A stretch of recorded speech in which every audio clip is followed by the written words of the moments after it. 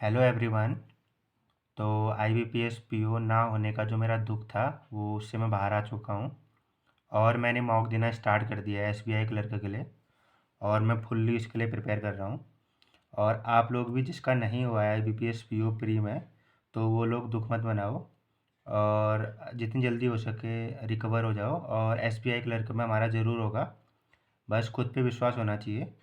ऐसा नहीं है कि हम कैपेबल नहीं हैं एग्ज़ाम निकालने के लिए, लेकिन कई बार सिचुएशन हमारे हाथ में नहीं होती हैं और एग्ज़ाम में कई बार बहुत चीज़ें मैटर करती है। उस दिन हमारा डे कैसा था या हमारा माइंड कैसे वर्क कर रहा था, तो कई सारी चीज़ें हैं। तो ऐसा बिल्कुल भी नहीं है कि अगर आईबीपीएस पीओ प्री में नहीं हुआ तो एसबीआई में भी नहीं होगा। अपना बढ़िया से मेहनत करो और एसबीआई क्लर्क भी आगे आने वाला है जस्ट। तो मैंने भी एसबीआई क्लर्क का एक मॉक दिया था हॉली बोर्ड में। तो जैसा कि मैं काफ़ी खुश हूँ, मेरे इंग्लिश में मार्क्स बढ़ रहे हैं। जैसा कि आप देख सकते हो मैंने 28 अटैम्प्ट करे थे और 24 मेरे राइट हैं और एक्यूरेसी भी काफ़ी सही आ रही है इंग्लिश में। तो मेरा जो स्कोर आया वो 23 आया।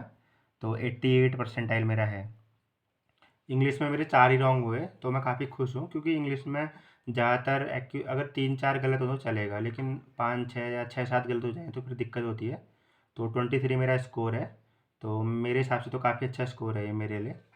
और अगर मैं क्वांटिटेटिव एप्टीट्यूड की बात करूँ तो 26 मेरे राइट हैं इसमें और 1 रॉन्ग है और 25.75 मेरा स्कोर आया है। परसेंटाइल आप देख सकते हो 96.7। और रीजनिंग में भी आप देख सकते हो कि मैंने 33 अटैम्प्ट करे थे, जिसमें से मेरे 32 राइट हैं और 1 मेरा रॉन्ग हो चुका है। और जो स्कोर है मेरा 31.75 है। इसमें भी परसेंटाइल मेरा 97.4 है। और रीजनिंग में मेरे से गलती हुई कि मेरे पास टाइम तो था, मेरे पास 2 मिनट बचे थे, बट मेरे से एक क्वेश्चन स्किप हो गया। एक तो मैंने छोड़ा था वो जो मीनिंगफुल वर्ड वाला था, क्योंकि उसमें एक्यूरेसी का दिक्कत रहता है।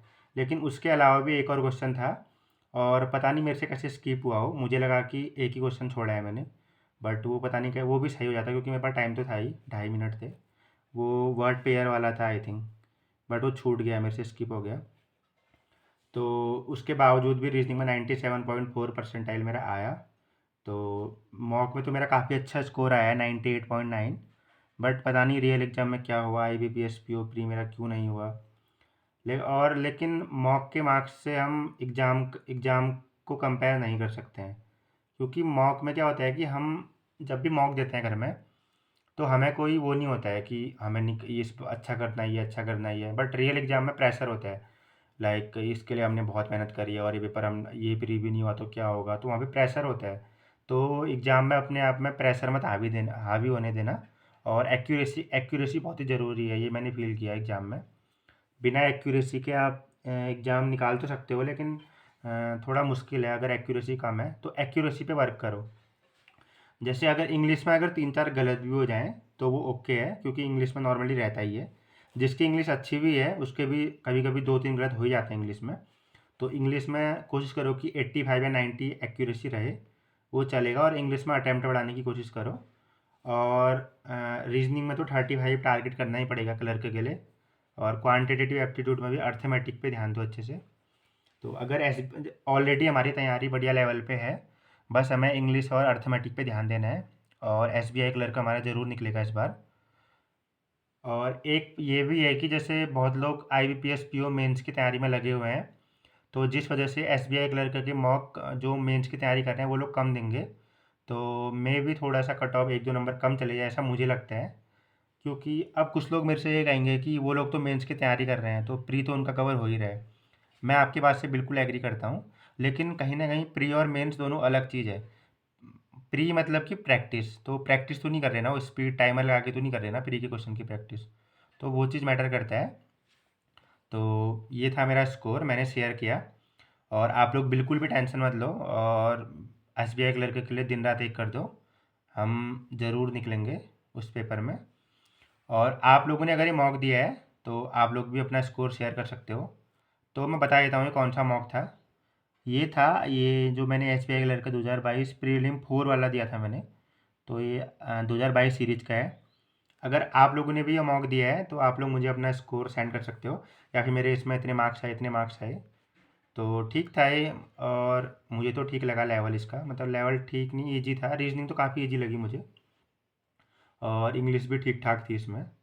इंग्लिश के कुछ क्वेश्चन मुझे मॉडरेट लगे बीच में, और आरसी, इसमें आरसी इजी था इंग्लिश में, और लास्ट में मिस स्पेल्ट भी इजी था, लेकिन कुछ क्वेश्चन मुझे रीअरेंजमेंट के टफ लगे। टफ तो नहीं, थोड़े मॉडरेट साइड पे लगे, लाइक क्लैरिकल लेवल नहीं लगे वो। तो मैं आपको एक बार दिखा देता हूँ कि जो मेरा स्कोर आया वो कितना आया। तो मैं आपको अपने रॉन्ग वाले क्वेश्चन दिखा देता हूँ कि मैंने क्या क्या क्वेश्चन रॉन्ग करे हैं इसमें। तो चलो देखते हैं। तो मेरा ये गलत हो गया, जैसा कि मैं आपसे कह रहा था कि जो सिंपल वाले क्वेश्चन थे वो मेरे गलत हो गए थे इसमें। जैसे कि ये मुझे टफ लगा, इसमें नो अरेंजमेंट आ रहा है, बट मैंने बी से स्टार्ट कर दिया था। और मैं आपको बताता हूँ कि मेरा क्या गलत हुआ इसमें। मुझे वैसे डाउट था कि नो अरेंजमेंट होगा या फिर सी में मुझे डाउट था, बट फिर मैंने सी करा, तो ये मेरा गलत हो गया। और ये वाला भी मेरा फिलर गलत हुआ है, इसमें प्रीम आएगा। और इसमें तो मुझे डाउट था, लेकिन फिर भी मैंने रिस्क ले लिया, क्योंकि इंग्लिश में हमें 3-4 क्वेश्चन में रिस्क लेना ही पड़ेगा, नहीं तो अटैम्प्ट हमारे कम रह जाएंगे। तो इसमें मैंने रिस्क लिया, तो ये गलती हुआ। बट जब भी मैं रिस्क लेता हूँ तो वो गलती होता है ज़्यादातर, बहुत कम चांसेस रहते हैं सही होने के।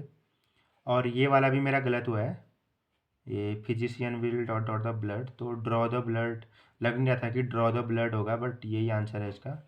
और कंपोज भी नहीं लग रहा था लगने को, लेकिन और ऑप्शन मुझे नहीं लग रहे थे कि और ऑप्शन होंगे, तो मैंने कंपोज में ही टिक कर दिया था इसमें। और एक ही मिस स्पेल्ट का गलत हुआ है मेरे से।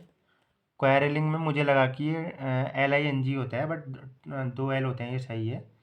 और ये पेयर्स था इसमें, तो देख लेते हैं इसकी क्या स्पेलिंग सही होगी। पेयर्स होता है, हाँ, ES नहीं होता है इसमें, S होता है। तो ये भी सिंपल था, बट गलत हो गया, कोई बात नहीं। और मैं आपको दिखा देता हूँ कि मेरा क्या गलत हुआ है। फिर क्वांट में मेरा ये गलत हुआ है एवरेज का, और रीजनिंग में मेरा ये गलत हुआ है एक क्वेश्चन, डेटा सफिशिएंसी का। तो आप लोगों का कितना स्कोर आया इस मॉक में, आप लोग मुझे शेयर कर सकते हो, और अच्छे से पढ़ाई करो। तो ठीक है, मिलते हैं नई वीडियो में। Thank you so much.